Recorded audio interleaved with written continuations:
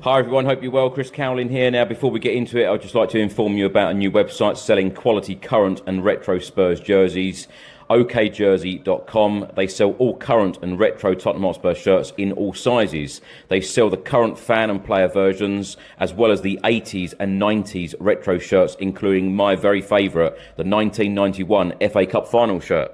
You can order very easily from okjersey.com, and if you use the code Chris, you will receive an 8% discount off your final order. You can also use the QR code on the top left of your screen. And by the way, they also have some training wear here and the 25-26 colour special edition jersey.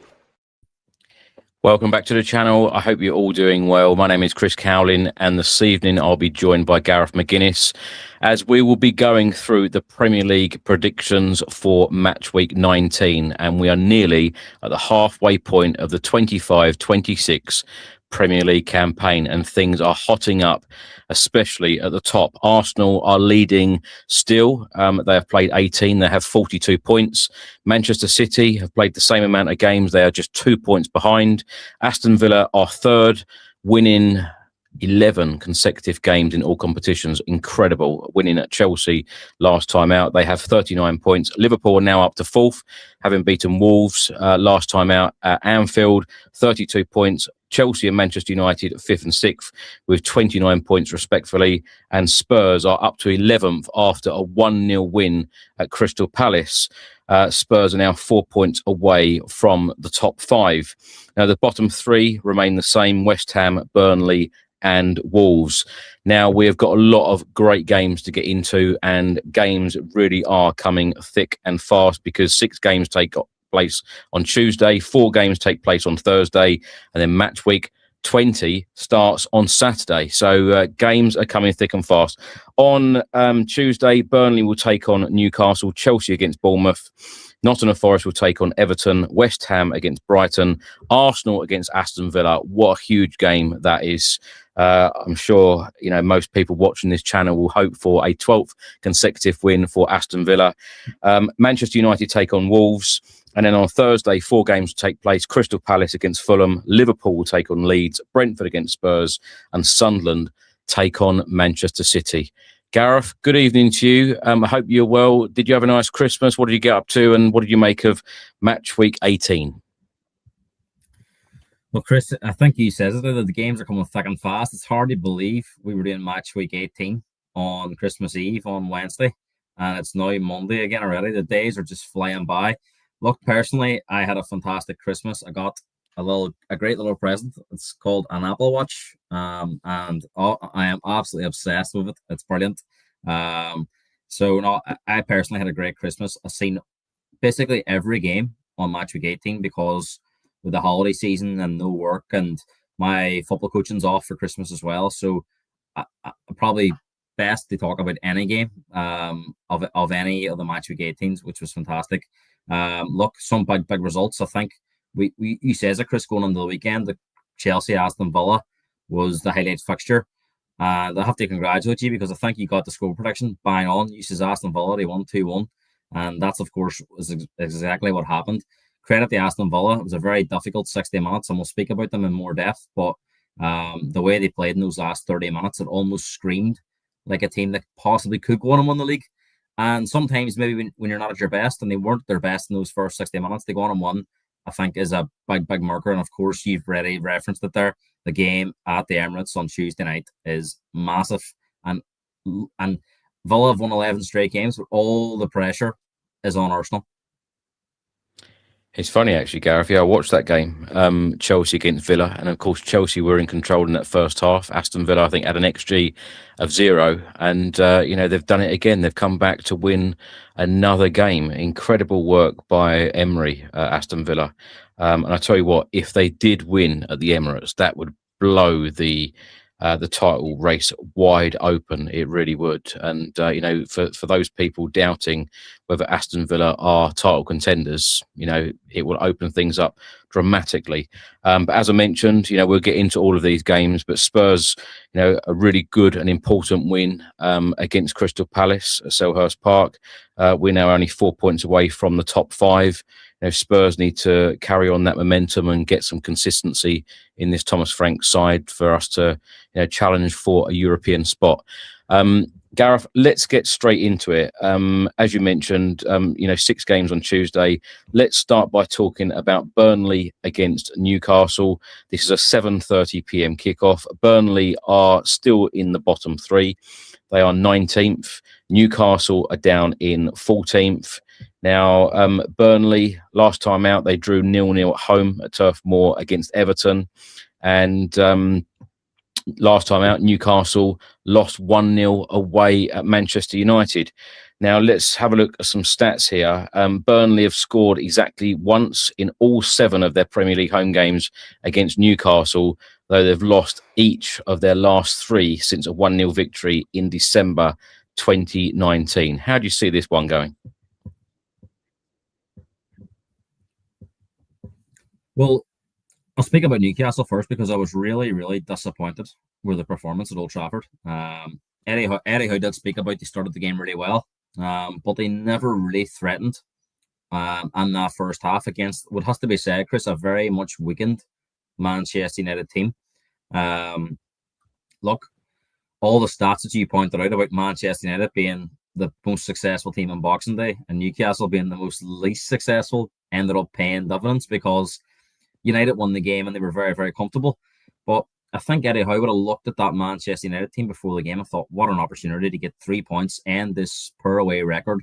Missing Ahmad, missing Mbumo, who were at the AFCON, and missing Fernandes, who's been one of the best players in the Premier League this season. So, that's 3 of possibly 4 Manchester United attackers out of the game. They're their best players. Cunha being the other one. It's utterly disappointing. You always associate Newcastle being a very physical team, a very competitive team, and a very, very difficult game for any opponent. But this season, away from home, they've been a bit of a walkover. You think about that game at Sunderland, big derby, first Premier League Northeast time-year derby, and they never really created anything in the game. And it was very similar in this game. Yes, they had half a chance in the second half for a penalty. I think the goalkeeper made one big save in the game, but it was a bit of a dumb squad from Newcastle. And we've heard little murmurs in the background that the Newcastle fans are starting to question the manager. And I think, look, that's ridiculous. I think he's a brilliant manager. But Newcastle are far too good of a football team and far too big of a club to be sitting where they are in the table, 13th in the league. And we're almost at halfway. The away form is really, really poor. And Burnley will look at this as a big opportunity. Newcastle have had so many opportunities over the last few weeks against teams they end this record and they haven't been able to do it.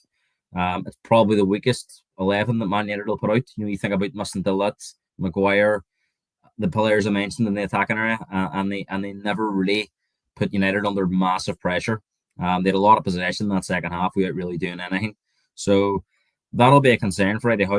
He mentioned in his post-match press conference that they lacked physicality. And he says there's a massive difference in what the team are doing at home compared to away from home. Because if you think about that first half against Chelsea, they battered Chelsea in that first half. It should have been put the game out of sight. Chelsea fought back for a draw, but I think that's very, very concerning for the manager, and they need to do something to fix it.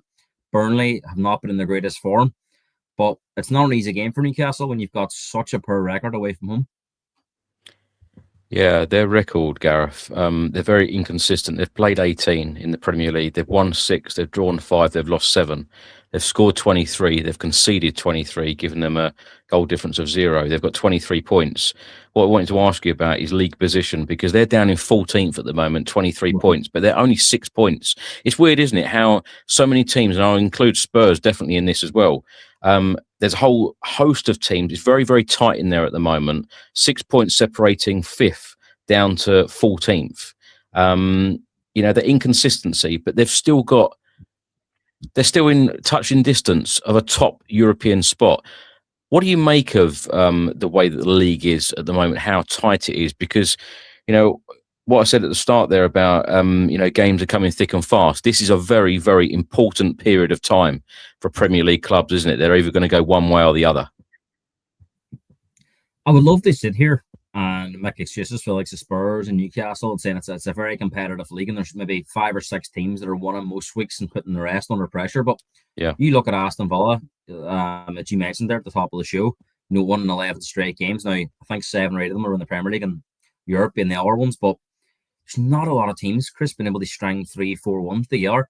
So yeah. Newcastle and Spurs, like you've mentioned there, are probably fortunate that the other teams above them aren't really doing much better. They're slightly better, but they're not winning at a frequency where the others are being left behind. So I do think it's a very, very inconsistent league. And as I said, I'd love to sit here and be more positive about it, but I do think it's the standard this year is nowhere near where the Premier League should be.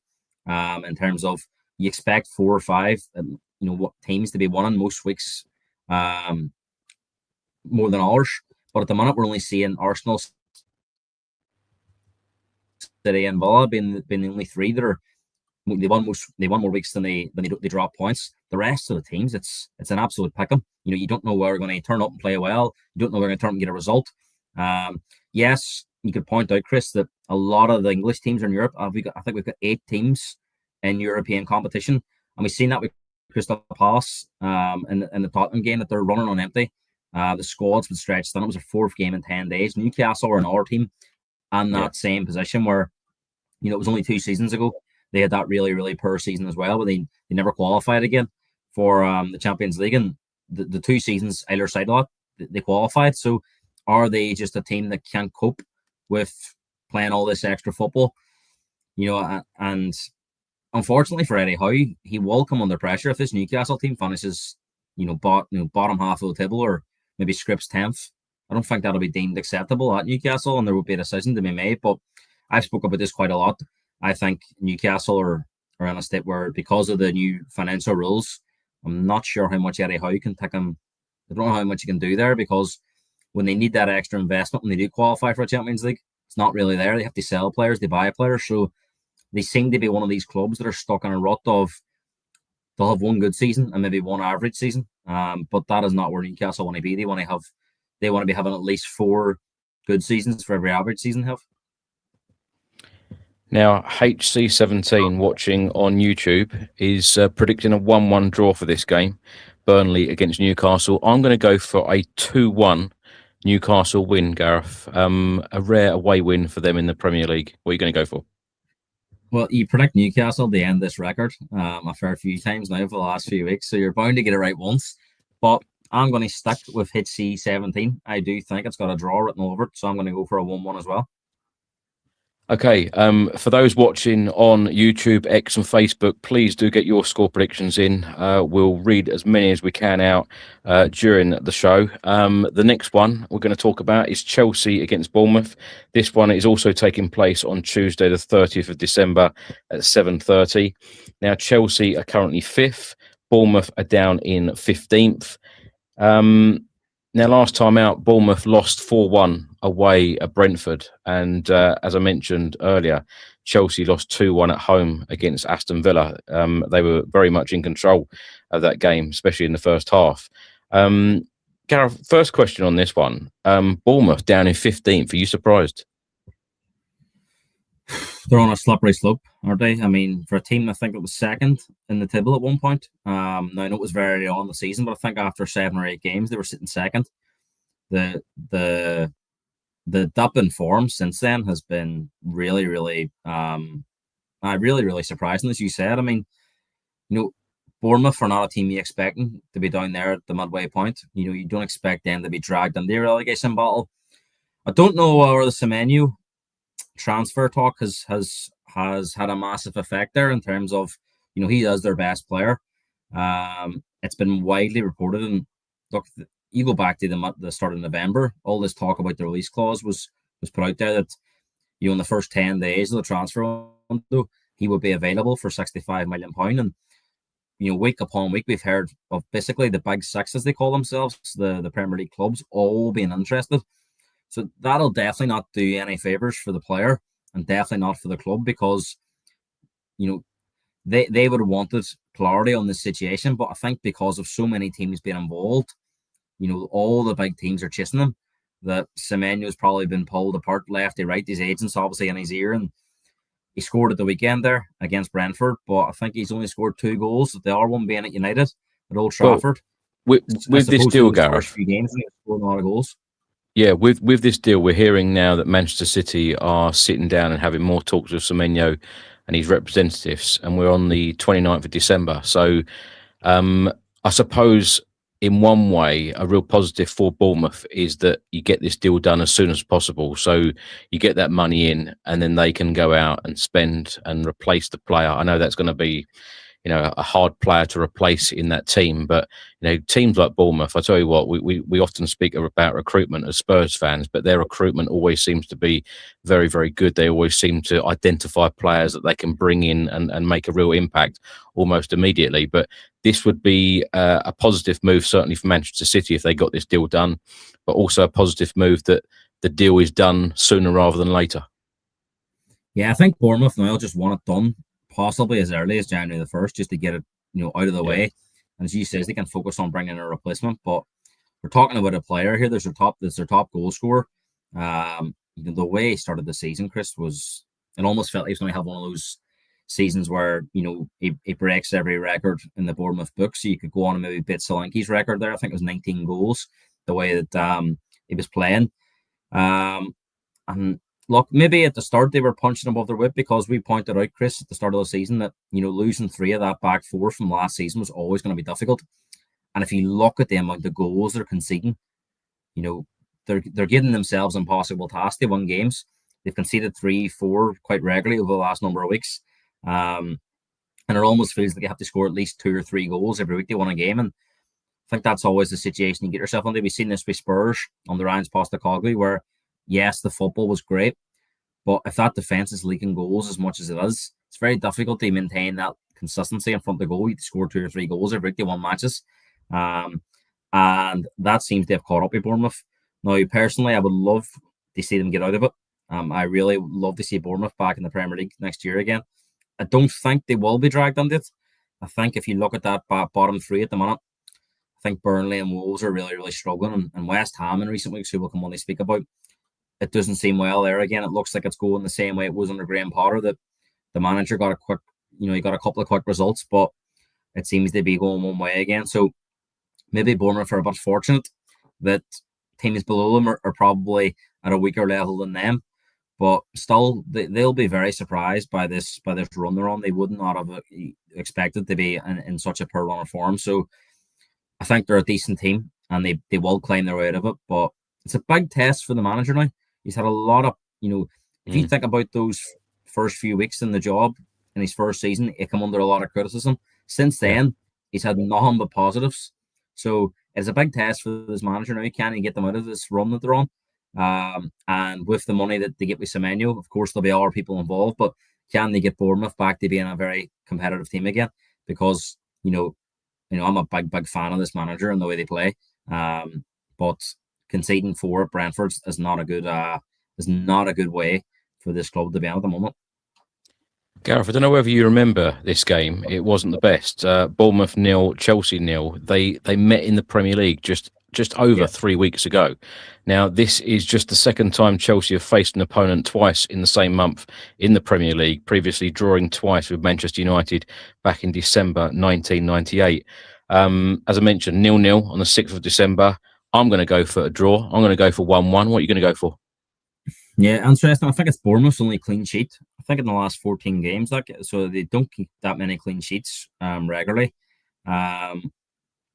Chelsea will be actually they bounce back. I think Chelsea are in a situation where a lot of those games, Chris, that they've lost, especially at home, they've been 1-0 up in a lot of them, and they've been able to. A team has been able to come from behind. So, and the XG stats point to that Chelsea should have more points as well. So, yes, they're in a bit of a poor run of form, but I would expect them to get out of it. The way Bournemouth are at the minute, Chris, and I hate to say it, I do fancy Chelsea to go and win this game. So I'm going to go for 2-1, Chelsea 1. Okay. Next up, another 7:30 p.m. kickoff on Tuesday evening. Nottingham Forest host Everton. Of course, Sean Dyche's former club returning to the City Ground. Nottingham Forest are currently 17th. Everton are in 12th. Now, Forest recently lost 2-1 at the City Ground to Manchester City. And as I've already mentioned, Burnley 0, Everton 0. How do you see this one going, Gareth? What have you made of Everton so far this season? And I know we spoke at length about Sean Dyche last time. I felt that they were actually unlucky not to get something out of that game against City. I was going to start there, Chris, because it was the first game on Saturday, the 12:30 kickoff, and we spoke about at length about the strange Boxing Day scheduling of the games. And yes, we all watched the game, United and Newcastle, on Boxing Night. But it kind of felt like Boxing Day started with a Nottingham Forest and Man City game for me. And what a brilliant game of football it was. I have to say, a Man City team coming in brilliant form. And I did say a 2-1 Man City won, so I'm going to give myself a wee point there for that one. But look, it was a brilliant game of football. The goal that Nottingham Forest scored would have been a goal that Barcelona would have been proud of under Pep himself. From back to front, the way they moved the ball. And Sean Dyche was a bit unhappy with some of the decisions in the game. I think Ruben Diaz should definitely have been sent off. I think accident or not, that was a definite second yellow card. I think we're seeing more and more leeway now, Chris. And we've seen this with the Ekatike goal against Tottenham. And we've seen this with the City winner with O'Reilly and Gibbs-White. The referees seem to be not giving as much favouritism towards the defenders in the box. And that I think the referee got a spot on. It looked to me like Gibbs-White was playing for the foul, and the referee let it go. And Cherokee gets a fantastic goal. They won the game, and I have to say it, Chris. We've been praising Man City for the last number of weeks, and that was the sign of Man City coming back to where they were a few years ago. And we'll speak about Man City in a bit, but I think Nottingham Forest just ran into a resurgent Man City, and it's the first time I've seen a Man City team with that. It felt like that inevitability that they would find a way to win. And I think that's worry for the rest of the teams up there at the top. But I think Nottingham Forest come out of the game with a lot of credit. And I think any team at the minute going to Nottingham Forest will be feeling that it's going to be a very, very difficult place to get a result.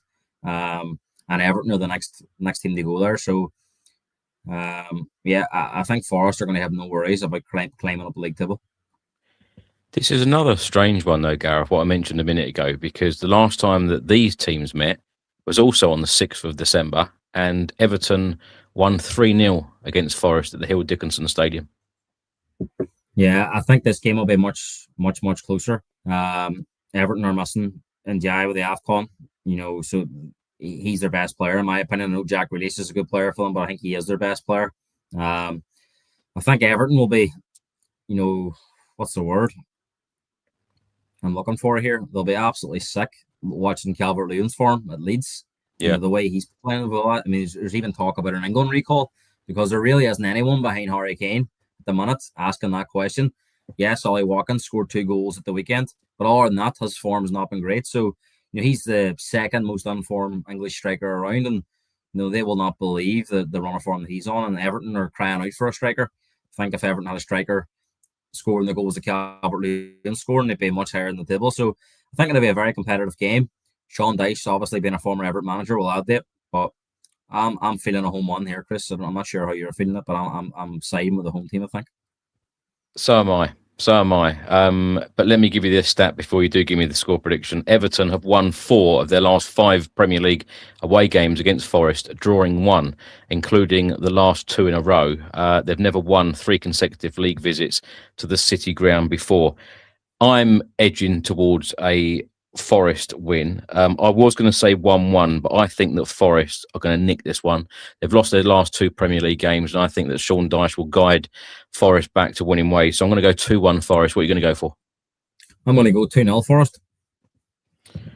Okay. Just very quickly on Everton, what have you made of the job that David Moyes has gone and done since he's returned to the club?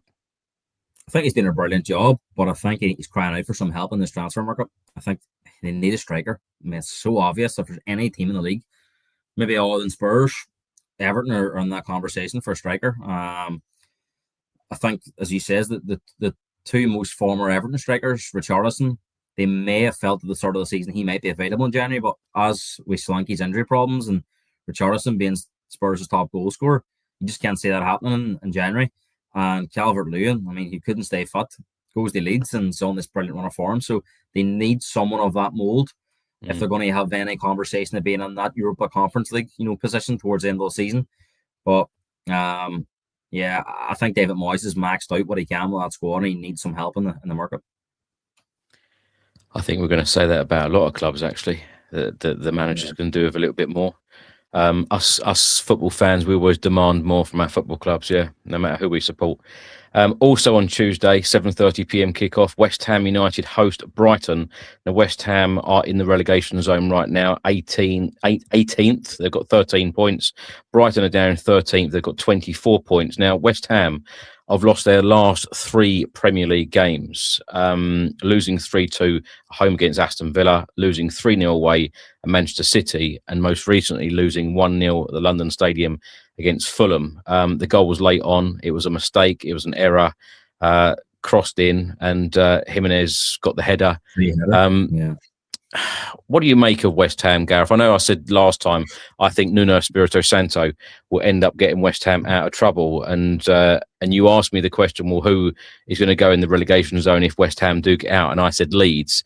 There's now a 7-point gap between West Ham and Leeds, and Forest are sitting there in 17th. They've got 18 points. So there's a 5-point buffer at the moment, 17th to 18th to the relegation zone. If West Ham are going to get out of this, they need to start picking up points and fast.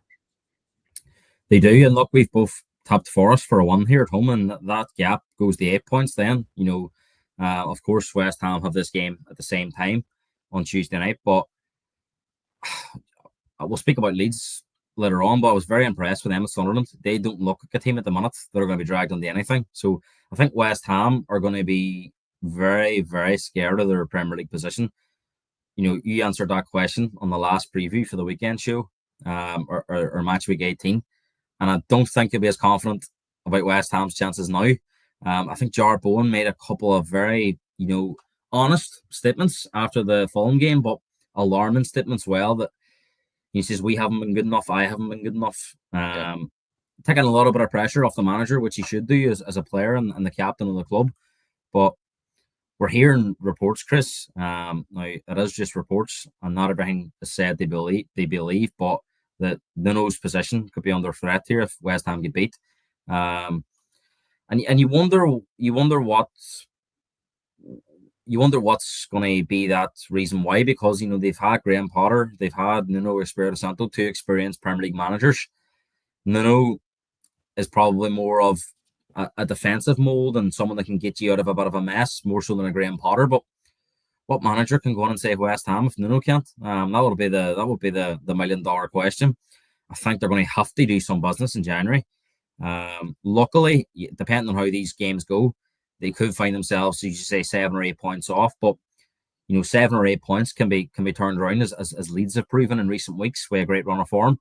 It's not like they're in double digits, or in Wolves' a situation where it's completely hopeless. But you feel that if West Ham are going to stay in this Premier League, the only people who can save them themselves, and that is by going into the market and bringing some players in.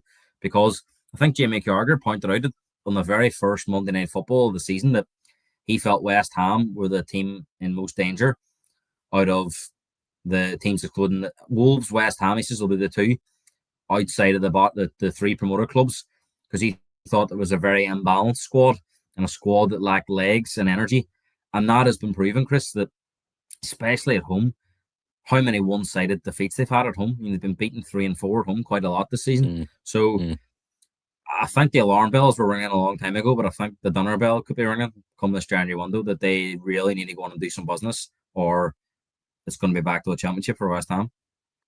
The team that actually has the worst defensive record in terms of conceding goals is Wolves, 39. West Ham is second on that list, the second worst, with 36 conceded. That is a lot of goals conceded in 18 games.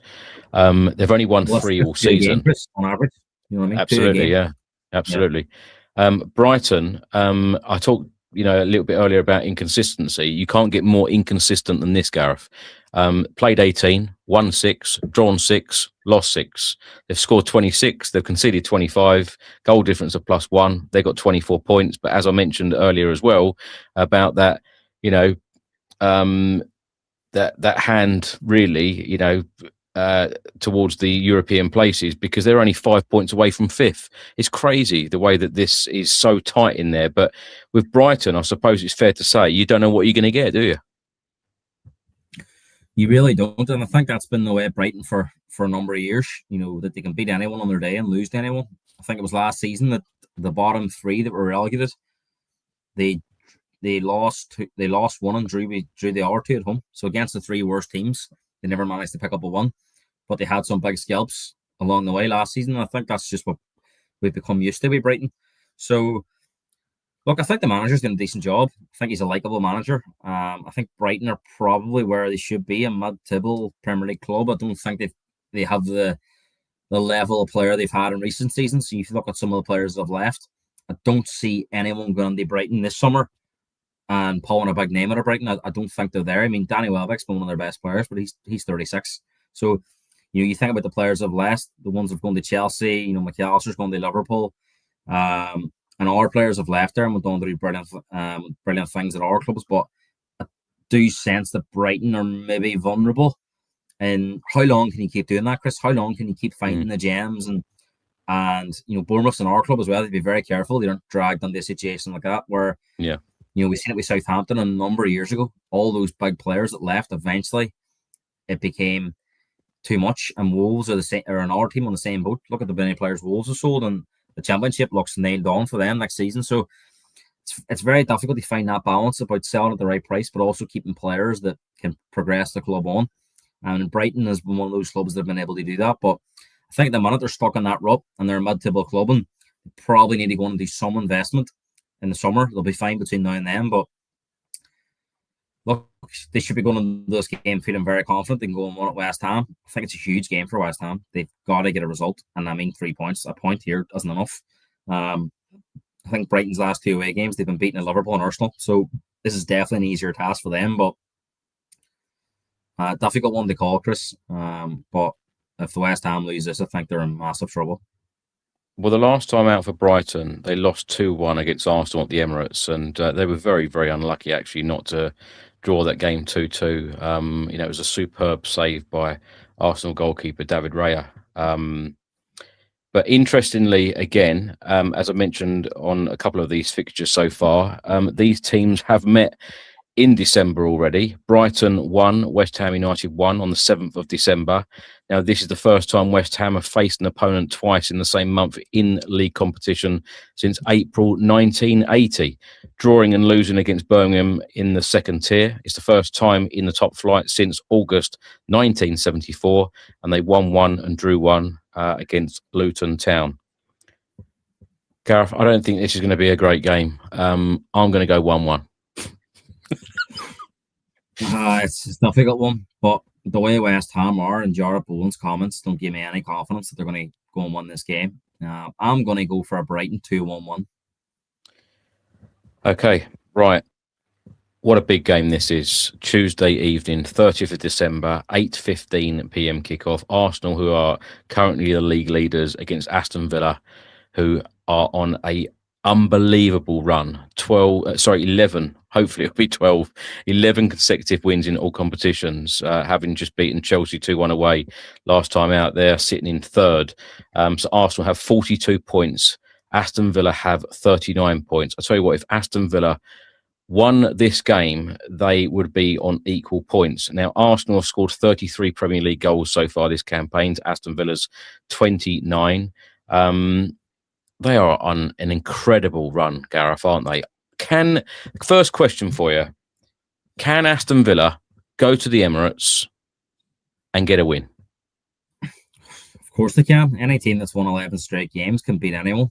And Chris, you asked me on the Matchweek 18 preview, could Aston Villa win the league? And I says if they beat Chelsea and beat Arsenal, then they're definitely in this title race. Despite all the talk, they may not have the squad and they may not have the players as strong as Arsenal and Man City, but if you follow up Chelsea and Arsenal on the back of the run that they're on, they'll be going to every game feeling like they can win. So I think, I don't know, Chris. I think at the moment there's something in the air with Aston Villa that a lot of things are going their way, and I know it's very long between now and May, but even when they're under pressure in games, they seem to find a way to get through it. And you think about the Ollie Watkins first goal, the deflection coming back off the goalkeeper and back off his shin and the net. Seems to be a lot of things are going for them. Morgan Rogers, as it is, having a butt like a Gareth Bale run where if he gets the ball anywhere, you think he can score. So, Leicester had this with Mahrez and Jamie Vardy, and they had Kante in behind, and they've got a very settled team and a manager at the moment that's getting the absolute maximum out of this group. The FA Cup's coming up, and of course, it's Spurs away, so there's no easy game there. I know Spurs have been struggling, but it's a Premier League team away from home. What would he do in that game? Does he, if they won these games, does he rest up there and almost forget about the FA Cup? Hopefully for us he does, but Europa League's going to be, a real opportunity for Aston Villa to go on and win it. But you get the feeling that, a Premier League title race and Villa going deep in Europe probably don't fit in the same sentence. So I think it's going to be very interesting come February if Villa are still in the thick of it in this league, the title race, what Emery does in terms of the FA Cup and the Europa League. But at the moment, I think Villa fans are just enjoying the ride, and I don't know. There's just something in the air with Aston Villa at the moment. I think is it going to be their year? You get that feeling the way it's going over the last number of weeks. Not to say that they're very lucky, but they've needed fortune at the right time, and it's came their way, and they've produced quality at the right time to go and win games. So look, I think everyone that's not an Arsenal or Man City fan, or maybe a Birmingham City fan, would love Aston Villa to go on and win it. For me, I mean, it would be no better sight than Aston Villa holding up that Premier League title. And we always say, Chris, about Chelsea under Abramovich and Man City under their ownership, of how they won the league. I think Aston Villa won the league would be a great story. Yeah. In the pre-match build-up to the Chelsea-Aston Villa game, John McGuinness asked the question, what's changed? And he jokingly then said, well, Morgan Rogers used to hit the ball over the bar. Now he's hitting them under the bar. So that's the big difference. But it's fair to say, Gareth, that Aston Villa have been a real problem and an issue for Arsenal in recent seasons. And this stat backs that up. Arsenal have lost 3 of their last 5 Premier League matches against Aston Villa, winning 1 and drawing 1, and could see Aston Villa complete a league double over them for the 3rd time in 6 seasons, also in 2020-21 season and the 23-24 season, something that they'd done so once previously in the competition beforehand, and that was in the first Premier League campaign, 92-93. Now, this is another one where the teams have met this month in December, Aston Villa beating Arsenal 2-1 on the 6th of December. Do you know what my score prediction is going to be? Exactly that. I think that Aston Villa are going to win this game, and I think they're going to win 2-1. Yeah, I think, as you pointed out with Emery and the Arsenal connection, I think, I don't know if you've watched much of the darts, Chris, the Ali Pally, but there's been a wasp that's been hassling a lot of the players. And I think Emery's been a butt like that with Arsenal, that every time they seem to think that they've got rid of him, he keeps coming back. He knocked, if you think about Arteta's Europa League season, they knocked, when he was the Villarreal manager, they knocked him out of the semi-final. And Villarreal went on to beat Man United in the final. So he's been an absolute pain in their backside since he left. And I think this would really rile the Arsenal fans if they went there and won again. I think based on the form, Arsenal's attackers aren't at all at the races at the moment. And yes, we've said about Aston Villa getting butts of good fortune, but no one's had more good fortune than Arsenal in recent weeks. Last 6 goals, 4 of them own goals. 1 a penalty. They've only scored 1 goal, really, themselves from open play in the last 6. So, all in current form, I think Aston Villa go into this game with every chance of winning, and I'm going to go for a very entertaining 3-2 Aston Villa 1. Wow. Okay, we've both gone for a Villa win. Interesting. I tell you what, Gareth, even if Arsenal did draw this game against Aston Villa at the Emirates and Manchester City won their game, it would put the City ahead on goal difference. They'd both then have 43 points. What would that do to Arsenal mentally? Do you think that, because at one point, what was it, 7 or 8 points clear they were, and the fans were saying, you might as well give us the title now. Well, I think they'll take that comment back. I think the Arsenal fans, possibly, maybe not so much the management, because they know Man City are a very talented team, but I don't think they envisage the re-emergence of Phil Foden. Cherky seems to have settled now in England. He's having a big hand in some of these games. Doku's been injured in recent weeks, but they haven't missed him. And Arsenal fans are, and rightly so, are pointing out how many injuries they have. But Arsenal look to be missing their players a lot more than the ones that Man City are missing at the moment. Man City, that was probably the first tight game they've had in weeks. We're not in Forest. The rest of them have been pretty comfortable. Whereas Arsenal at the minute, it's a dogfight every week. They win a game. And you can sense that we said it, Chris, already the last number of weeks. You can sense the pressure and you can sense the nervousness. And there's a long way to go. You pointed out there, this is just a halfway line now on this fixture. So, Man City have the experience, they have the knowledge, and with Semenyo arriving too, and if they go and get another centre back, then I think they're the favourites. But I just think psychologically too, this is a massive game for Arsenal. If they lose again to Unai Emery and Villa, I think Villa would join them on the same number of points. And you look at the investment that Arsenal have had, and a lot of people I've seen a lot of Arsenal fans getting annoyed that, if Unai Emery had the money that Arteta had, would they have won the league by now? And a lot of Arsenal fans were bringing up the Unai Emery record at Arsenal and how poor they were. And you look at the work Emery's done at Aston Villa. Yes, he's had money to spend, but over the last couple of seasons, they've had a sell to buy, and he's improved that group so much. I mean, Jadon Sancho, he's done he looks like a different player again. Although he's playing a part role, he looks like he's got that energy back that he didn't have at United and didn't really work from at Chelsea. Ollie Watkins, who I think he's one to watch too, Chris, that Watkins hasn't really turned up in this first half of the season. And if he can get on a run where we know he's the type of player that can score 15, 20 goals in a Premier League season. Like, if he gets on a run of form now, Ollie Watkins is a much better striker than anything Arsenal have. Havertz is a number 9 that's been put on the number 9 role, but he's more of a number 10. Gyökeres for me isn't on the same level as Ollie Watkins. And if you look at what Man City have, Arsenal are most vulnerable in that attacking area. Arsenal's defence has got them this far and their goalkeeper.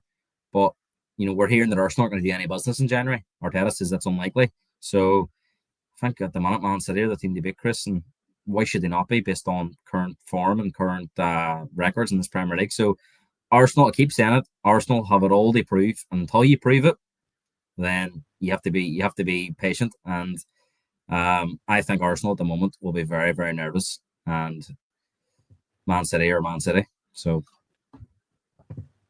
yep. Steve Dyer is also predicting a Aston Villa win. He's going with 3-1. I'll tell you what, it would be so interesting. And I'll tell you what, talking about Emery, Gareth, I think that guy is not given enough credit that he truly does deserve, because he has turned that football club around. Now, next up, also on Tuesday, is Manchester United against Wolves. Now, Manchester United have now climbed up the Premier League table. They are sitting in 6th place, 29 points from 18 games. They have won 8, drawn 5, and they have lost 5. They are only 3 points away from the top 4. Liverpool sitting in 4th currently. Wolves, as we know, are winless. Will they break Derby County's record? They only have 2 draws, 2 points from the opening 18 games, 16 defeats, have the worst defensive record, conceding 39 goals, have a goal difference of -29. Gareth, I think this has got a Manchester United win written all over it, but can Wolves, where are Wolves, what game are they going to win? Are they going to win a game this season? So, it looks increasingly unlikely at the moment. We think they're going to be at halfway after this game's over. And you can't really see anything other than United won here, so it's going to be 2 points from 19. I can't remember a team ever having that low points at the end of the year. Going into the second part of the season. So we're hearing that they're basically preparing for the championship. So I don't think they're going to bring in much quality. Definitely not Premier League quality in January. I feel sorry for the manager. I think he's come on. He's made them a bit more competitive. But they just haven't got the belief and the confidence and obviously the quality to go and win games. And I think if you're a Wolves fan at the moment, it's going to be a long time to May the 24th. I think, everyone's saying about Derby's record, but for me, I think they should just be trying to set their own record that, don't be the first Premier League team. They never won a game in the division. So try and win a game and then try and beat Derby's record. And I think if you offered a Wolves fan now winning a game and getting 12 points by the end of the season, they would probably take it, because I don't think even the most delusional Wolves fan out there doesn't believe they're going to get out of this. Surely not. It looks far too big a gap now. Gareth, what do you make of these teams meeting so close? 3 weeks ago, these teams met at Molineux. They lost 4-1 at home against Manchester United. Now, Manchester United have won 8 of their last 11 Premier League games against Wolves, losing 3, beating them 4-1 earlier this month at Molineux. Is it a positive thing? Is it a negative thing? What do you make of it, where the teams do face each other home and away so close, particularly in the same month? I think psychologically, for the teams that won the first game, it obviously gives you a wee bit of a shot in the arm that you only beat this team a few weeks ago.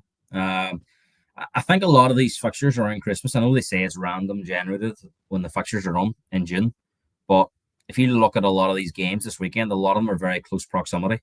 Spurs have played Crystal Palace and they're playing Brentford, 2 London teams. I think Liverpool's playing Leeds. They do seem to avoid a lot of big travel. Of course, for Newcastle and Sunderland, they're the 2 anomalies. They're at the very top of the north, so they probably have to do a bit more travelling than most. But if you look, there's a lot of teams in and around the Midlands that play each other, and those teams around Yorkshire or Manchester, Liverpool play each other, and the London teams tend to play each other. So I do think it is designed to, because there's so many games, to try and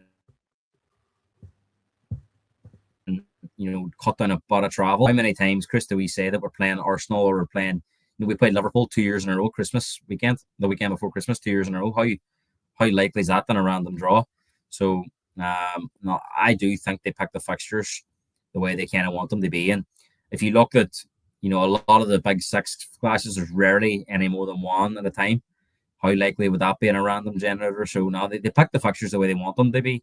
So psychologically, it's a big plus for the team that maybe won the first game. But I think just around Christmas, Chris, the teams with the bigger squads and the teams with the least injuries have a big advantage. You look at the teams that are struggling for players. Crystal Palace being one of them. They're having a tough Christmas. I think that's 4 league defeats in a row for them. So for a team, I think they've only lost 3 of their last 18 before that. So that just shows you it's all about keeping players fresh and fit over Christmas. I'm going to go 3-0 Manchester United. What are you going to go for? I think United are missing a couple of players, like we pointed out there when we were speaking about the Newcastle game. So, and Wolves have been very, very competitive in these away games against bigger teams. I don't know if that's because the pressure's off, but Liverpool away was even 2-1 and they could have got something towards the end. So now I'm going to go for another 1-0 Man United home run. Okay. Are you surprised, very quickly, on Ruben Amorim? Are you surprised by the turnaround? No, because I've always said that I do like him as a manager. I think he's very honest. He obviously came to United with a big reputation. I think he probably didn't realise how big of a mess he inherited. The one thing that surprised me was how stubborn he was with his tactics. But I do think he's starting to move away from that. And look, I think United had a great summer window. Bringing in the players they brought in Mbeumo and Cunha, and 2 proven top quality attacking players. And United now look so dangerous. I think it's created the most XG in the league. So I think when you're creating that many chances, you're going to win games. So no, I think United are all set for a very, very good second half of the season when they get Ahmad and Mbeumo back from the AFCON. Of course, Bruno Fernandes will be coming back as well from his injury. And the fact that they aren't in Europe, Chris, is a massive plus this season for them in terms of getting back into the Champions League. So, no, I think Man United will definitely be in the top 5. Dibby, watching on YouTube, thinks that Wolves will win 3-1. Z Gold says Manchester United will win 3-1. And Steve says Wolves will win 2-1. They will shock Manchester United. Let's wait and see. As I said, if you are watching on YouTube, Facebook and X, please do put your score predictions in the comments and we will read out as many as we can. Right, Gareth, let's move on to Thursday's games. Crystal Palace host Fulham. Now, as you've already mentioned, Oliver Glasner is going through a bit of a tough spell at the moment because, you know, they have played so many games, haven't they? And the players look tired against Spurs last time out, of course, losing 1-0 to Tottenham.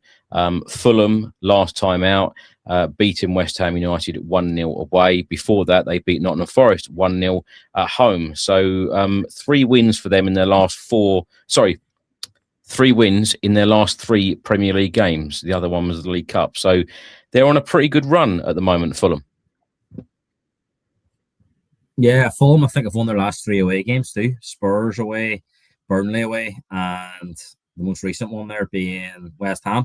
So, you know, for a team that have always relied on picking up a lot of home points, they've been very good on the road in the last sort of month or so. So look on to this scheduling of the games. And yes, you know, look, I think Crystal Palace were a bit unlucky in the game against Tottenham, and I will speak about Spurs shortly, Chris, but I think on another day, Crystal Palace could definitely got something out of that.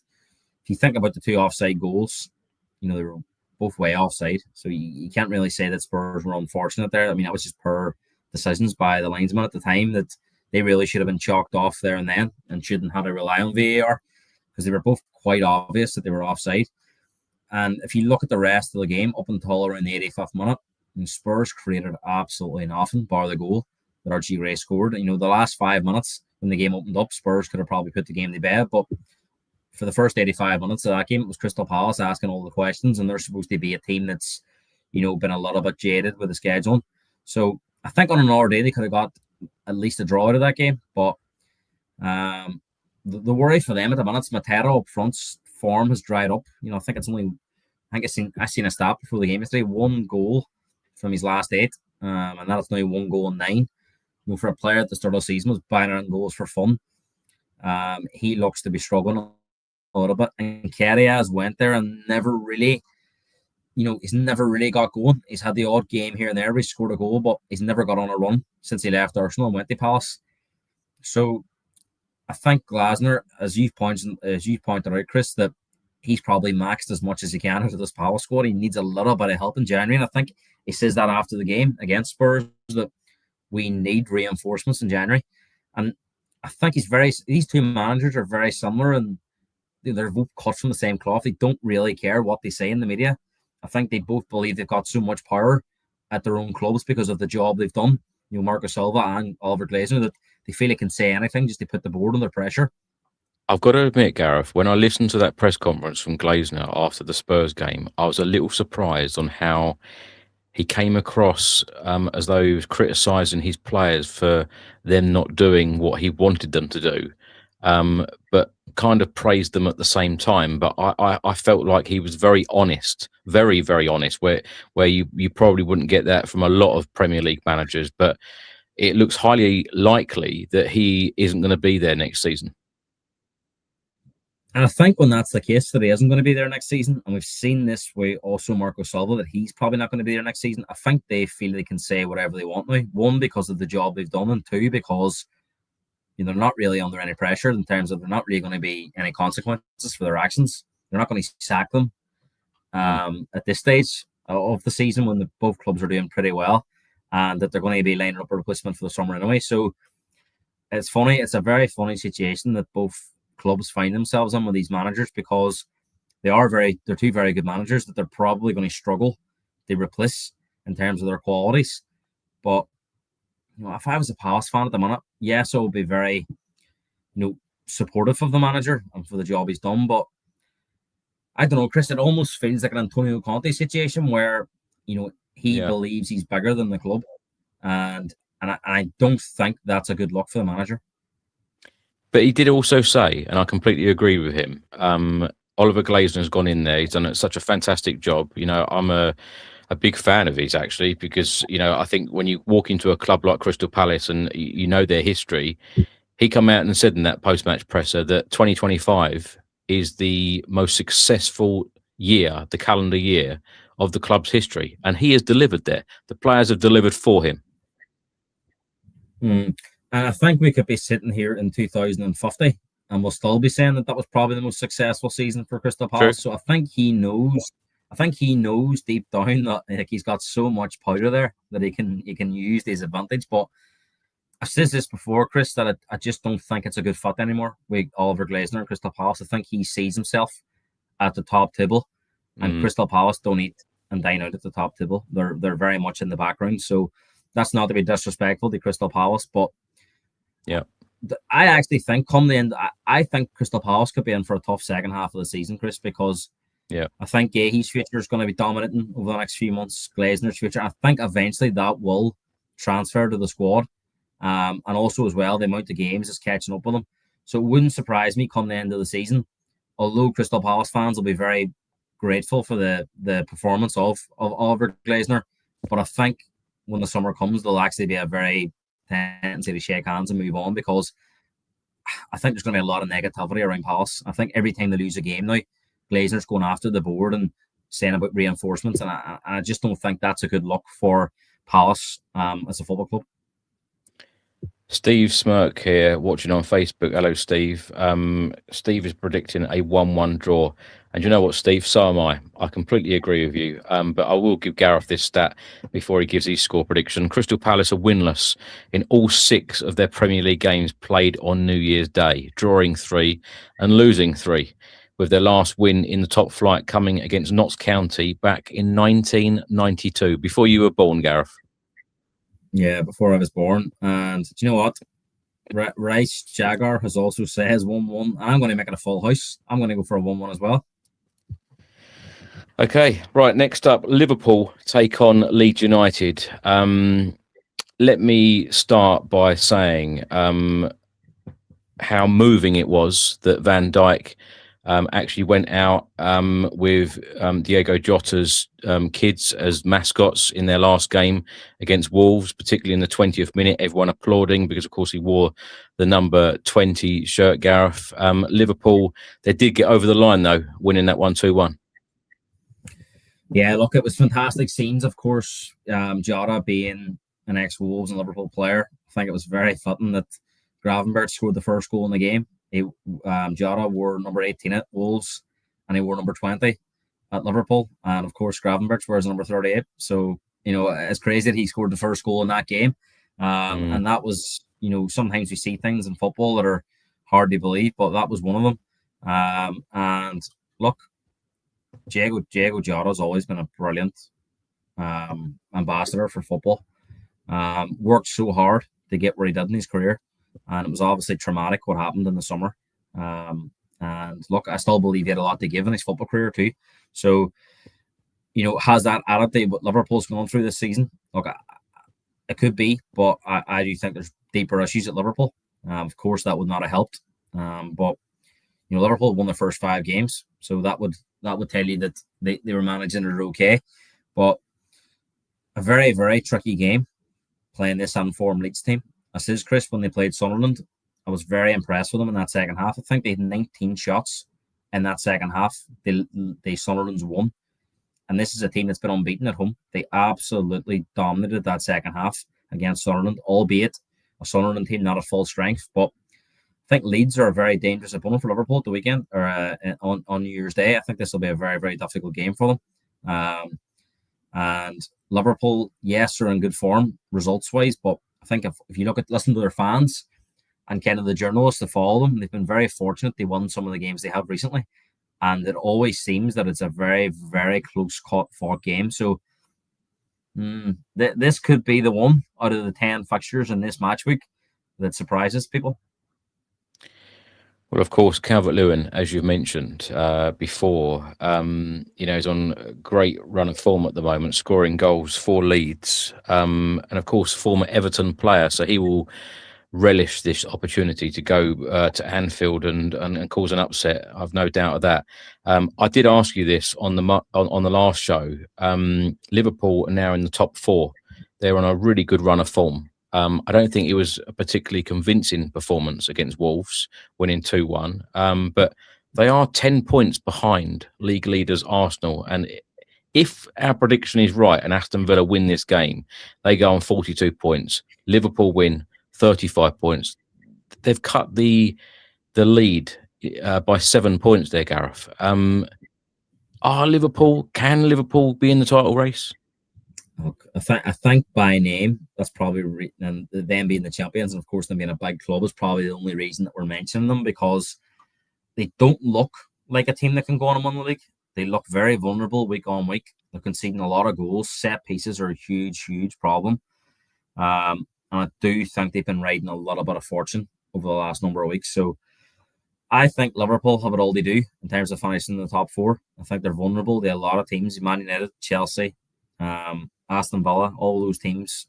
If we're expecting Arsenal and Man City to be the top two, and I think Villa will be up there, and I think United will be up there, and Chelsea probably as well. So I think Liverpool may be the team that misses out, but look, maybe they do some business in January.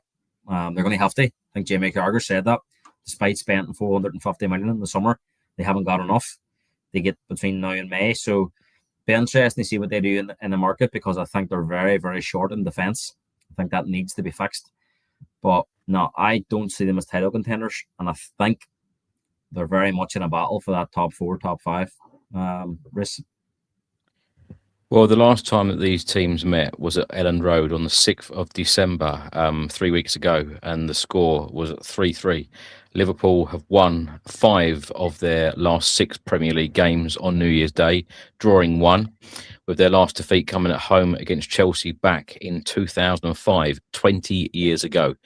Gareth, I'm going to go for a narrow Liverpool win, 1-0. I'm going to go. There's a lot of goals in Liverpool Leeds games, and there has been in the recent seasons that Leeds have been in Premier League. So I think. And you know what? I think I'm going to probably ask you that question a few more times in the next month or so. Are Liverpool title contenders? And you might just change your tune. Well, if we're going to go with my prediction here, I don't think if this prediction comes true, I don't think I'll be asking me if they're contenders. I think this could be the shock result of this match week 19. I think there's going to be goals in this game, like there was in the first game, the 3-3. But I think Leeds just have better players and better form at the moment. Not better players, but they have the players in form. They hurt Liverpool. So I am going to go for a very high score, entertaining. Liverpool 2, Leeds 3. Wow. Okay, so will Leeds stay up? Definitely. From what I've seen of them the last number of weeks, I think they're going to be fine. Right, next up, 8 p.m. kickoff on New Year's Day. Sunderland at the Stadium of Light host Manchester City. Now, Gareth, what have you made of Sunderland so far this season? Because they are sitting in 7th spot, 28 points. Manchester City, as we already mentioned, they're second with 40 points. Now, the last time out for Sunderland, they drew 0-0 away at Brighton. And as we've already mentioned, Manchester City beating Nottingham Forest 2-1 away. How do you see this one going? Well, I think this is the biggest test of Sunderland's home record. I think you pointed out there 0-0 away Brighton and also 1-1 against Leeds recently, which I don't think, Chris, is bad results for Sunderland, because they put themselves in a really good position. And if you think back to the last 2 matches, they've now been missing players for the AFCON. So I don't think 2 points, 2 draws are necessarily bad results. Sunderland's target at the start of the season would have been to stay in the Premier League, and they're very much on course to do that. And I think if they come out of this Christmas period with a few more draws and they're still within touch and distance, they could really kick on in that second half of the season of maybe sneaking into one of those European spots. But that was as tough as a 45 minutes as Sunderland have had all season at home, in terms of Leeds being so dominant in that second period. So I do think they're missing some key players. It's probably taken away from some of their quality, what we've seen this season. And I think at the minute, Man City are possibly the worst visitors you could hope for. It seems to be now that even when Erling Haaland doesn't score, and Man City are still winning games, and that wasn't the case at the start of the season. So I fully expect Man City to win this game. And I'm sure Man City will have a keen eye on what happens on the Tuesday night at the Emirates between Arsenal and Aston Villa. But I've got a feeling Man City are going to win this game. They go top of the league, and that's where they're going to stay for the rest of the season. Yep, I agree. 1-0. I think it's going to be a tight game. I think it's going to be 1-0 City. I'm going to go 2-0 Man City. Okay. Now, Tottenham Hotspur travel to the G-Tech Community Stadium on Thursday, the 1st of January 2026. Thomas Frank, of course, returns to his old club, Brentford. Now, Brentford are currently 8th in the Premier League table under new boss Keith Andrews, and Thomas Frank's Tottenham are up to 11th after a 1-0 win at Crystal Palace on the 28th of December, with Archie Gray scoring his first goal for the club.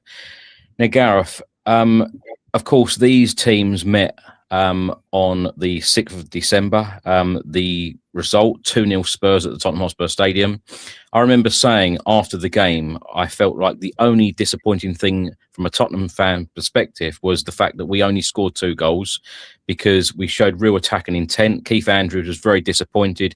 He said in the press conference after the game that his team were not at the levels that he expects or what the players expect of themselves. Firstly, what did you make of that game at the Tottenham Stadium 3 weeks ago? And I think it's very fair to say this is going to be a very, very different game. Excuse me. I was going to say exactly what you said there, Chris. It was probably the most impressive league home victory of the season against Brentford. I thought it was very one-sided. And Keith Andrews alluded to that in his post-match press conference on the 6th of December, that Brentford were way off it and Spurs were a lot better. As you said, it probably should have been more than the 2-0 victory that Spurs had. But I think it's been widely known this year that Brentford have been much, much stronger and much more competitive at home. But as we've seen with Spurs, as the top of the league, top of the away form table in the Premier League, so Spurs, you could also argue, have been better away from home. So it makes for an intriguing game. But I do expect a much better version of Brentford than what we've seen 3 weeks ago. I think that 4-1 win against Bournemouth too, they'll be really, really confident going into this game at home. And Keith Andrews has done a brilliant job. So I expect a very, very, very hard game against this Brentford outfit. And it'll be interesting, the atmosphere and the reception that Thomas Frank gets going back there. Of course, you would expect it to be good. But there's no friends in football, Chris. They will be, looking to get one over on Thomas Frank. And, Brentford are above Tottenham in the table. So there'll be some Brentford fans looking at that going, well, you could have stayed here, and possibly the way the league's gone this year, maybe we could have been pushing for a European spot. So I can't say enough good about what Keith Andrews has done. The players they've lost, losing Thomas Frank, I think they've done a remarkable job, because I have to admit, I think when you asked me at the start of the season, my bottom 3, I had Brentford in it, just because of the players they've lost and Keith Andrews. So fantastic what he's done there. Gareth, what do you make of Tottenham's 1-0 victory at Crystal Palace on the 28th of December, last time out? Because that now puts Tottenham top of the league table in terms of away wins this season. Of course, we've spoken many, many times this season about our home form, particularly during the year of 2025. But Spurs seem to find a way to win away. Although when you look at our record in the Premier League this season, and we're nearly at the halfway point of this Premier League campaign, played 18, we have won 7, we have drawn 4, we have lost 7, we've scored 27, we've conceded 23, we have a goal difference of +4, we have 25 points, and somehow we are only 4 points away from 5th. We are 4 points away from top European spots. So this form, it has to continue in terms of winning, grinding out results. No matter how you're going to win games, winning needs to continue under Thomas Frank. But when you look online, when you talk to many Spurs fans face to face, however you talk to them, a lot of people seem to be very unhappy with the style of play. Again, even though we won at Palace. Look, I've been very critical of the manager in recent weeks. So I'm going to start with a positive, Chris. We got 3 points against Crystal Palace. Yeah, and that is a positive. Whatever you want to say about the manager, whatever you want to say about the players, Crystal Palace is not an easy place to go. Yes, you could argue we probably hit them at the right time. There's not many teams go to Crystal Palace and won. And there hasn't been since Oliver Glasner's been in charge. And although Palace were probably the team that asked more questions, they never really created 1 or 2 opportunities. But if you look at the chances that Spurs created towards the end of the game, I think we had the more clear-cut opportunities, and I thought we were quite resolute, especially in those last sort of final 20 minutes when you expected Palace to really throw everything at Spurs. I thought we coped with it quite well. But, should we get carried away? Should we be, leaping praise on the players and the manager? Definitely not, because, it's just one game. We need to see these points and these results becoming more frequent. And, whilst winning the game, it's not, we didn't play overly good, but we did enough on the day to win. And look, if you had asked me before the game kicked off, would you rather a strong performance or a good result? And because of where we are right now at the moment, I thought a result was imperative. Over the next number of weeks now, if we can get on a run, I'd like to see performances becoming a bit more consistent and, something to get behind. But I just think over this Christmas period, it was really important for the manager and the club. They really steady the ship and get some points on the board, because it was 1-1-8 going into that Crystal Palace game. I don't think any Spurs fans really were confident going into the game that we could win. And now all of a sudden, and I don't want to get carried away, and I'm sure Spurs fans don't want to get carried away, but if you look at the January fixtures in the Premier League, on paper, they're quite favourable. So I think if Thomas Frank's going to put a run together, it's going to be this month, before that Man City game on I think it's the 1st of February. So this is an opportunity now for Spurs to find some consistency and get some points on the board, because yes, we haven't been great, and we've been poor for the majority of the season. But as I said, Chris, there's been a lot of teams that are inconsistent. Have Liverpool been any better than Spurs, for example? I've watched a lot of their games, and they're scripting results. They've just been able to get a few more results than Spurs. So I think there's a lot of teams at the top end. If you look from sort of 10th to 4th or 5th, outside of those top 3 teams, they've all been very inconsistent. So, yeah, if Spurs were to pick up, 12 points out of their next 15, then they would probably find themselves up around that top 4, top 5 spots. So it's really important now that we can find some consistency in results, and then we can start to maybe put some layers to these performances that Thomas Frank keeps mentioning. But credit to the manager and the players. It was a big one at Crystal Palace. Absolutely. Yeah, well said. We have been here a couple of times this season, though, Gareth, haven't we, where we feel like we've turned a little bit of a corner. When the fans, including myself, was crying out for entertaining football. And then, of course, we, played extremely well against Copenhagen. Many people said, well, it was against weak opposition. And then, of course, we had that good week, that 2-2 draw away at Newcastle, a very good point, not particularly a very good performance, but a very good point in terms of places to go, difficult places to go. And then we had that really good performance at home against Brentford, beating them 2-0. And like I said earlier, we should have scored more, followed by that 3-0 win against Slavia Prague in the Champions League. So that was a really good week in terms of 2 entertaining performances, 2 clean sheets, 5 goals scored, 2 home wins. It was a really good week. And then, of course, we then went away to Nottingham Forest and lost in the manner and the fashion that we did.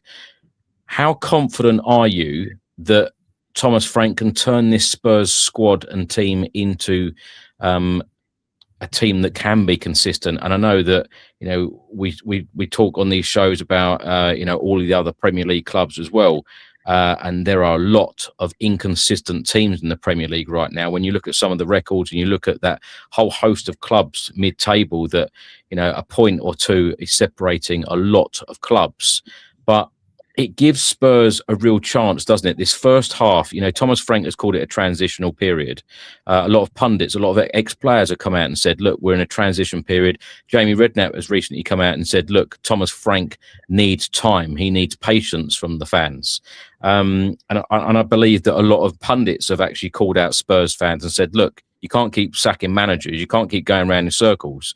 I've said it myself since Pochettino went out the door in 2019 when he was sacked, including him, up to the end of 2025 now, we've had 6 permanent managers, 3 interim appointments, Ryan Mason twice and Stellini. But Spurs, we find ourselves in a position where we're only 4 points away from 5th. So it's now, in this second part of the season, if Spurs can somehow get a run of wins together, we will climb up that Premier League table. Fans will have smiles on their faces, and the January transfer window is just a couple of days away as well, which is huge for the football club. And we're hearing many reports, including from Football.London, that the wage structure at the club will change because Spurs want to try and attract, a better caliber of player, and perhaps players that we've missed out on in previous windows because of the transfer structure that has been at the football club. But this is an opportunity now, Gareth, isn't it? That we only want to go up. Yeah, look, you made some really good points there, Chris. So I'll try and get through. I'll try and get through them there. But I'll start with the pundit side of it. I always find it really uncomfortable when pundits are telling fans how they should feel, or managers, they don't watch all the games. They don't watch every game. Every minute. And if you look at the Premier League table, they go. I would never tell anyone how to feel, but I completely agree. When you are a pundit and you are not a fan of that club and you are not watching every game week in, week out, I completely agree with you. Yeah, and if you look at the Premier League table, then you go, well, they're 11th in the table. They were 17th last year. They're only 4 points off the top. It doesn't look that bad. Thomas Frank keeps saying that this is not a short-term fix. This is going to take time, and it's almost like everyone's trying to paint this picture that it's not that bad at the moment. Everything's going kind of okay, and yes, we can be better, but that we are where we should be. And look, we've seen enough games this season, and as you rightly pointed out, we've had the Copenhagen, we've had Slavia Prague, we've had Brentford. They've all been false dawns and false starts. So I can't remember the last time in the league we won back-to-back games. It's probably the start of the season against Burnley and against Man City, which is a long time for a top club to be able to go that far without winning 2 games. And let's be honest, I wanted to start with a positive because I've been Mr. Negative on here for so long. So I wanted to give the manager credit and the players credit for that one at Palace, but it wasn't a pretty watch, Chris. It was a dogged. And the players deserve character. They showed some character and mentality, and they deserve credit for that. But it was not a pretty watch, and you can't expect to play like that every week and get results. The performance levels will have to improve to get ones on a more regular basis. Oh, sorry, you're on mute, Chris. It's usually you saying that. I'm not defending the way that we won that game, but sometimes in Premier League games you need to really dig deep and grind a result out. And Kevin Danso's performance. You mentioned about positives. I think there were a lot of positives from that Crystal Palace game. There was a lot of negativity online because I think it's stemmed from other games this season which have been boring. But I also said this on the Spurs Chat podcast after the Crystal Palace 1-0 win, that a couple of wins, a couple of positive performances, and 1 or 2 really good transfers early in the January transfer window, it will get everyone back up on for it again. It will get people back on side. And look, I think this is another big game for the club. Not just Thomas Frank. I think if Brentford. I think everyone in the fan base would take a very similar performance in one just to get points on the board again. As much as we are critical of times of the manager, there's very few teams go to Crystal Palace and take them to the cleaners and beat them 3 or 4-0 and play great football. And very similar with Brentford. A lot of teams have went to Brentford. You think about, I think Man City are the only big team to go and won there this year. I think they won 1-0 and they scored in the first few minutes and sort of dug in the second half. So, this could be Pochettino Spurs, and I wouldn't be expecting us to go to Brentford and win 3 or 4-0 playing swashbuckling football. So there does have to be an understanding that you can't win every game playing the so-called Tottenham way. But I think what really helps is results, and the results haven't been there. So the football's become under more scrutiny. So I think if you go and get a 1 here, depending on what happens on Tuesday night and the rest of the fixtures on Thursday, the table could look very different for Spurs on Thursday night, as they were it was on Christmas Day. So, look, there's no secret, and I think it's great that we're hearing the intentions, and it's not just off any reporter; it's off very trusted reporters that there is a willingness to change the way the transfers are being done. Yeah. And my one worry in January is, it's okay, we'll only pay the top wages, but you still have to attract that player. Where are we in the food chain at the minute? If our club's going for the same player, how much of a willingness is going to be there to join Spurs. But the only thing that can improve that is performances on the pitch. And I still think there is question marks over the manager. I'm not there. Yes, I'm going to give him praise for the one. But I need to see more before I can commit to thinking he's going to be a good Tottenham manager. And look, the only way to do that's win games. And I am very happy. I'm not one of those fans at the moment. Yes, I've been critical of the style of play, but if Spurs won every game in January playing dogged football, and then they get a couple of players in and a couple of players back from injury, and then we start to see more of a style of play, then I'm happy enough. But when a manager's under pressure, you have to find ways to win games. He's done that against Crystal Palace, and he needs to find that now over the next few weeks because, Chris, as we says, the fixtures are very favourable on paper over the next sort of 4 weeks, and we need to pick up points because they're going to get more difficult as February hits them. When that final whistle went at Selhurst Park and Spurs won that game 1-0, Thomas Frank looked absolutely delighted. He went around every Spurs player, shaking their hand and hugging them, and he looked relieved, in my opinion. Do check out the videos on YouTube. I have to say as well, the away support in that Crystal Palace game was absolutely fantastic. I'm actually emotional speaking about it here because a Spurs team that's under so much pressure, and it's just after Christmas. The weather was awful during the game because I've seen it on the TV, and the support, the singing, the back in the play. I hope every player and every part of that management team understands how lucky they are to have such a loyal support. Yes, there has been criticism, but when that whistle goes, you can be sure they are behind the team and behind the club. And I thought it was a great moment at the end of the game when Thomas Frank looked so happy because there's no secret that he's been under pressure, Chris. And look, I've been critical of him. Our guests have been critical of him. But we're all in the same boat. We would all love to see Thomas Frank succeed. And you've said that numerous times. We want this to work. So, look, if we keep winning games, then Thomas Frank will get that, he'll get much more of a backing from the fans. But at the moment, it's just results are probably more important than performances just to get through this period.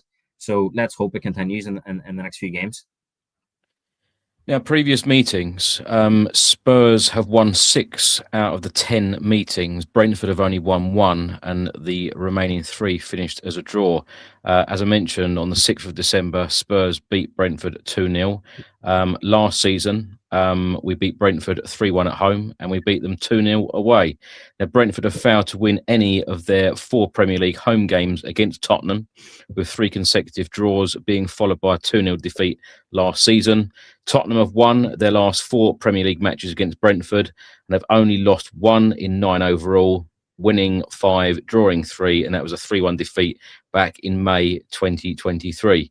Having won their first league game in 5 consecutive calendar years between 2020 and 2024, Brentford lost 3-1 at home to Aston on New Year's Day 2025, and Tottenham have lost their first 5 league games in 2 of the last 3 calendar years, drawing 1, including a 2-1 home loss to Newcastle in 2025. They've not lost their opening league game in consecutive calendar years since 2008-2009. Gareth, who are going to be the key players for Brentford and Spurs in this game? And also, I want to get your opinion on Christian Eriksen's comments on Thomas Frank. Basically, and I'm going to paraphrase here, he did an interview with the Times and he said that, the defensive teams sometimes are the more successful ones and sometimes defensive teams win trophies. But he also then said, Tottenham fans, they need flair. Yeah. The key players, I think Brentford have a terrific, another player emerging. You think about the players they've lost, but I'm a big fan of Kevin Shada. I think he is really top player in the making. Yes, and it's not easy to say because he got the hat-trick against Bournemouth, but rapid, very good finisher, and he'll be a constant threat in this game. And again, not just because he's Irish, but I think a lot of clubs missed a trick with Kevin Kelleher when he left Liverpool. Brentford picked him up for £18 million. I think he's a better goalkeeper than the one Tottenham have. I think he's a better goalkeeper than the one that Chelsea have. Yep. I think outside of you'll say about Donnarumma, brilliant penalty saver, but I think Kelleher has got different strengths to his game. But other than Alisson, Donnarumma, David Raya, I think Kevin Kelleher's a top 4 Premier League goalkeeper. So I was shocked that he went for the money that he did. So I think when you have a goalkeeper like that, it can make a big difference. And we've seen that with Arsenal over recent weeks with David Raya. So Kelleher's one to watch with Brentford. I think come the summer, there may be a lot of teams queuing at the door for him, and Chiara being the other one. So I think there are 2 key players for Brentford. Tottenham, it'd be interesting to see what Thomas Frank does with Romero back. He's captain, back from suspension. Danzo had a great game, clean sheet. What does he do there? Does he give man of the match? A break? Yeah, I mean that's a big decision from the Mick. Does he potentially arrest one of the fullbacks and put Van de Ven at left back and play Danzo and Romero? Because Jed Spence and Pedro Porro played a lot of football recently. That's another interesting one. But other than that, Dragoson's back, but you wouldn't imagine he'll be playing 90 minutes anytime soon. So there's nobody coming back in the final third in terms of Madison, Kulusevski, Solanke, which is frustrating. Xabi Simons obviously suspended. So I think it'll be very similar in that area of the pitch. I'm going to give Richarlison some credit because I think he worked his socks off against Crystal Palace. I think he's unlucky with the first one, but I think the second goal is where a lot of frustration comes for. He should have been onside for the second goal that was disallowed. It'll be interesting to see what happens with Brennan Johnson over the next few weeks. He was at the darts last night with James Maddison, and he didn't look, he was laughing on the sideline in the first half. He didn't look like a player that's, unhappy that he's not playing at the moment. So it'll be interesting to see what happens to him over the next number of weeks. But moving on to Christian Eriksen, first of all, I'm going to start by saying what a terrific player he was for Tottenham and for Denmark. I mean, brilliant player. Yeah. Arguably, think of that Pochettino year. Everyone's got their favourites: Kane, Son, Dele Alli. Eriksen was always my favourite. I think just an absolutely incredible player. Never injured. Always give 100%. And when Christian Eriksen played well, Tottenham Hotspur played well. He was that good. Maybe not in the same breath as a Kevin De Bruyne, but he was that type of player. When he was at his best, Spurs were at their very best. So. Interesting comments about the Champions League final. Interesting comments about Thomas Frank. Look, I think, Chris, we spoke about this recently. When them players have these interviews, I would love to know what they really think when the lights go out on the camera, because they're always going to say, and I know Eriksen's not contracted to Tottenham, but he's a Danish native of Thomas Frank. So Annie he played for Thomas Frank at Brentford. So again, I would be very surprised if he says anything negative about him. So I take those with a pinch of salt. But look, he's right in what he's saying about he probably thinks that maybe under Pochettino in some of them finals and semi-finals, maybe Spurs should have been a bit more pragmatic. Because they always went on the front foot and maybe never got over the line. But look, I think every Spurs fan, during that period loved the way the team played. So look. It's great to see Christian Eriksen back to full health and full fitness, and the brain he's got in terms of football and how he played on the pitch.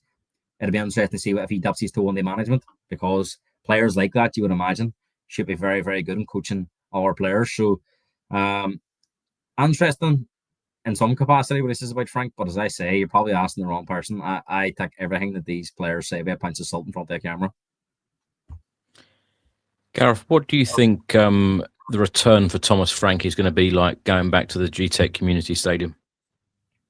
I think before the game kicks off, I'm sure when Thomas Frank walks out, he'll get a fantastic reception. Why would he not? Brentford are doing well. They're not in any danger at the moment, so there shouldn't be any real bitterness there towards him. If they were sitting in the bottom three, there might be a sort of, you left us in a mess here, but I think the way Brentford are, and I think they've got a great relationship with this new manager, Keith Andrews. I think it'll be fairly positive. But I do think when the game kicks off, there will be a bit of an extra spice to it. I think the fans will be looking for a win, just to get one over on Thomas Frank. And Chris, we know Brentford away under the lights is always a difficult game. They've had some major scalps in the Premier League since they've arrived in the Premier League. Most of them coming with a night game at Brentford. So it's going to be a very difficult game. And any Spurs fan expecting the Brentford that played at the Tottenham Hotspur Stadium on December the 6th was sorely mistaken. This will be a much tougher game. Well, Brentford are currently 8th. They have 26 points from the opening 18 games. They have won 8, they have drawn 2, and they have lost 8. They have scored 28, and they have conceded 26, and they are only 3 points away from the top 5. Brentford are actually only 1 point above Spurs, 8th v 11th, as I mentioned. Gareth, finally, predicted lineup and score prediction. Javi Simmons has still got 2 games remaining of his ban after the red card against Liverpool. Christian Romero will return for Spurs. But as you mentioned there, Kevin Danso, man of the match performance against Crystal Palace. Does he keep his place? Does Romero come straight back in? What happens here? I think the manager might do something a little bit different, because we know Brentford are them long throws cause a lot of teams problems. And I think he'll want to have Danzo on there defending and possibly for his long throw as well, from an attacking point of view. I think he may rest Porro. I think he may play Spence at right back. He may play Van de Ven at left back, and he may play Danzo and Romero as a 2. Vicario will obviously keep his place in goal. I think Archie Gray, that goal, will probably keep him in the team. So I think Paulinho may come on for Bentancur just for a better rotation. And then the front 3, I think Kudos will play on the right. I think Odegaard deserves to start, Chris. I thought he had a brilliant impact in that game against Crystal Palace, and I think we're seeing some signs there. I think he lacks a little bit of physicality, but I think we're seeing signs there that there is a player there, possibly. How good he'll end up being, I'm not sure, but I do think there's something there. So I think Odegaard comes in. Interesting one what happens with Bergville. If Bergville's out, then they've got a real problem in that number 10 position, because Sarr's at the AFCON, Bergville possibly injured, and Simmons suspended. So does he play with a front 2? Does he play with Miani and Richarlison as a front 2? I think there's a possibility we might go with 4-4-2, but with Van de Ven at left back. So I don't think the manager's got a lot of options based on injuries and suspensions at the moment, plus the AFCON. Is this game going to be won by a set piece? I think there's probably odds on that being the case. I don't think it's going to be high scoring. I think it's going to be a battle, and I do think a long throw or a corner probably wins it. I do think it'll be super, super tight, and possibly similar to the Palace game, not being a great watch. But I think if Thomas Frank's smiling at the end of the game, I think those travelling away Spurs fans won't mind. Gareth, I'm hoping obviously for 3 points. Grind out a result.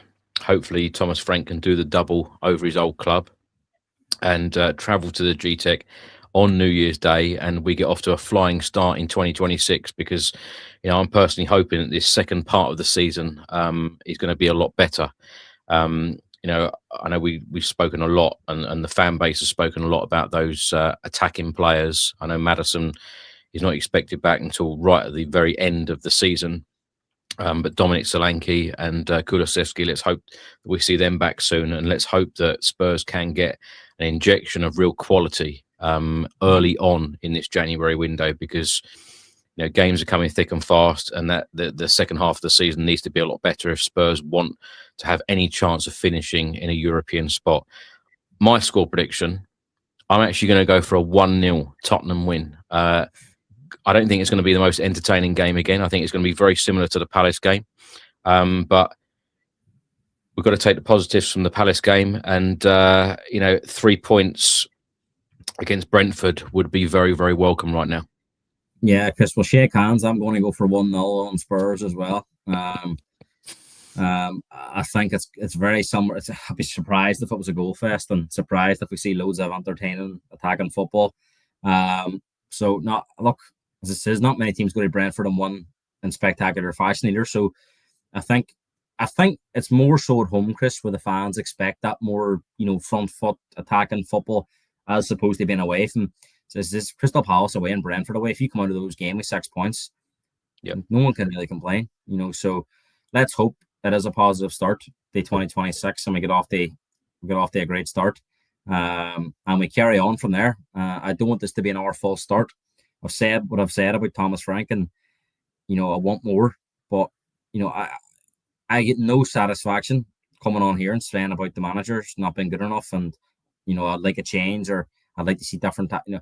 I want to come on here and praise the manager and praise the team, because that is what gives me more satisfaction. So let's hope it's 3 points on New Year's Day, and let's hope results go for us and we're sitting in that top 10, and then we can start looking up at the teams above us, because there isn't that many points between us, Chris. And like I says, coming up, Sunderland coming up in the league, West Ham coming up in the league, and Burnley. They're winnable games, and if you can pick up near enough maximum points there, the table will look very different going into February, and who knows then what is possible. So, Chris, one thing that you say is, congratulations on making 200,000 subscribers. You worked so hard for it this year, and I'm delighted you got it before the end of the year. And this is our final Premier League predictions of 2025. So I want to thank everyone that's watched and contributed along the way, and be sure to join us again in 2026. Thank you so much, Gareth. Thank you for that. And thank you so much for all of your input during this year.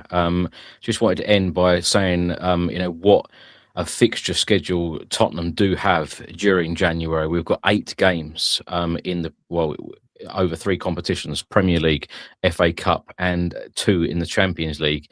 So starting with the 1st of January, Brentford away, and then Sunday the 4th of Jan, we have Sunderland at home. 3 days later, on Wednesday the 7th of Jan, Bournemouth away in the Premier League, and then 3 days later, at home against Aston Villa in the FA Cup third round. A week later, we host West Ham United at the Tottenham Hotspur Stadium. On the 20th of Jan, Borussia Dortmund come to the Tottenham Stadium in the Champions League. 4 days later, away at Burnley in the Premier League, and then 4 days later, on the 28th of Jan, Frankfurt away in our final Champions League group stage game. So games really are coming thick and fast, and it is about the transfer window. It is about keeping players fit, and let's hope also it's about players returning to this Thomas Frank team and squad. Gareth, thank you so much for all of your input during 2025. You've been absolutely brilliant. People really do enjoy listening to you. I get stopped many times, and your name always comes up of one of the people on this channel that people love hearing from. So thank you so much for everything that you do, and Happy New Year to you. Thanks very much, Chris, and look, thanks to all the viewers for their support. And when I go over to a game, I'm going over to the West Ham game now in January, and the amount of people I meet now through the podcast, and be like, "Oh, you're the Irish boy that nobody understands on the show. Can I buy you a beer?" And I'll be like, "Aye, as long as you buy me a beer, doesn't worry about don't worry about understanding me." But no, look, all the fans are brilliant, and look, the show just gets bigger and bigger, and I've no doubt this time next year we'll be going, can we get the 250,000 or somewhere around that, because so many people watch this now that aren't even Tottenham fans, and I think that's always a sign of a big show when you've rival fans and our fans watching. So no, keep up the great work, Chris. Gareth, thank you so much. Happy New Year to you. Happy New Year to all of the viewers and the listeners. And remember that we're always streaming live on YouTube, Facebook and X, and all episodes are always available on all major audio platforms as well. But have a great New Year. We will be back again very, very soon. Stay safe and well, and up the Spurs.